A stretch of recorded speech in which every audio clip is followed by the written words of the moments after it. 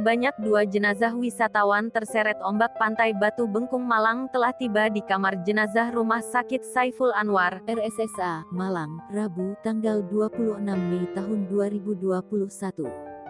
Dari 6 orang yang terseret, 2 diantaranya ditemukan dalam kondisi sudah tidak bernyawa. 1 orang selamat, namun kondisinya kritis. Sedangkan 3 orang masih belum ditemukan.